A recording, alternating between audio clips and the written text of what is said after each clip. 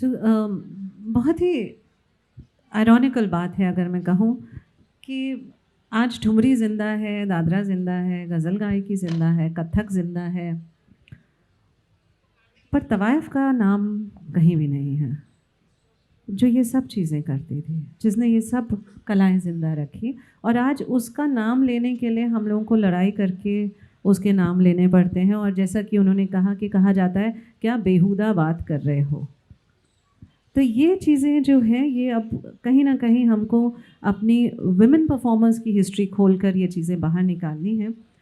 अगर मैं सलीम जी से कहूँ कि जैसा यतीन जी ने कहा, तो क्या फ़िल्में एक सोर्स माना जा सकता है हिस्ट्री ऑफ तवायफ स्टडी करने के लिए?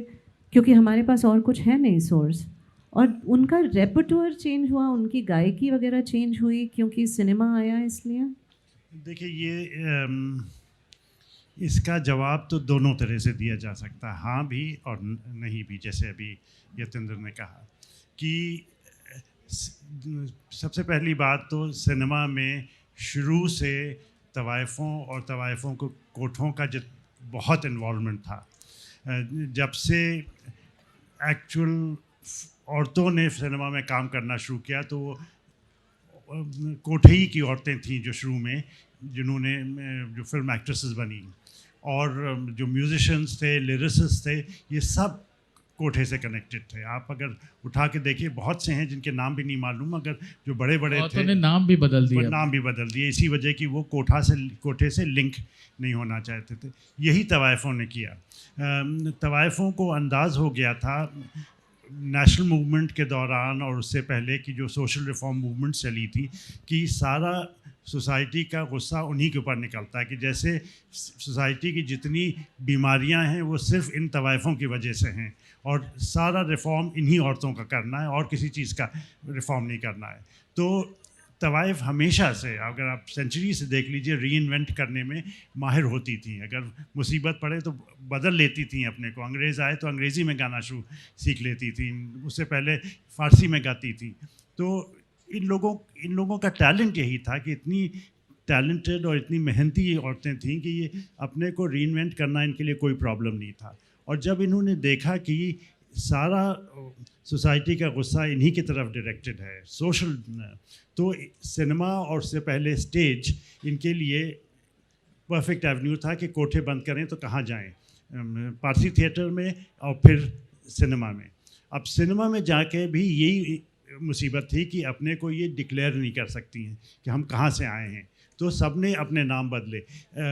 यहाँ तक कि अब आप देख लीजिए, जद्दन बाई का एग्जांपल दिया जाता है कि फिल्म प्रोड्यूसर तक बन गई। इतनी क्वालिफाइड, इतनी ऐसी औरतें थीं एम्बिशियस कि ये लोग सब कुछ कर सकती थी, मगर सिनेमा में जो तवाइफ़ों का डिस्क्रिप्शन है वो क्यों नहीं ऑथेंटिक है जब ये सब लोग वहाँ थी? वो इसलिए क्योंकि ये लोग वो दिखाना नहीं चाहती थी, जो वो पर्दा डालना चाहती थी जिसके ऊपर पूरी सोसाइटी, जिसकी वजह से उनके ऊपर उंगलियां उठा रही है।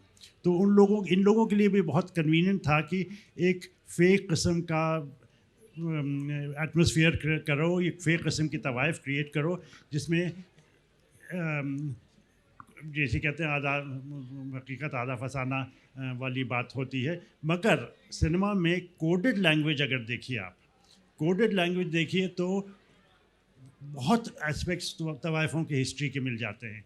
कि जैसे फॉर इंस्टेंस औरतों की कव्वाली, जो सिनेमा में पहली दफ़ा, अभी शकीला बानो भोपाली को तो देखा था, वो एक अकेली को देखा था, मगर एक ज़माना था जब औरतों की कव्वाली बहुत दिखाई जाती थी सिनेमा में, और वो सब, अब पढ़िए हिस्ट्री तो पता चलता है कि तवाइफ़ों ही ने कव्वाली गाना शुरू की थी, जब एक तरीक़े का, जब उनको अपना ऑडियंस बढ़ाना था।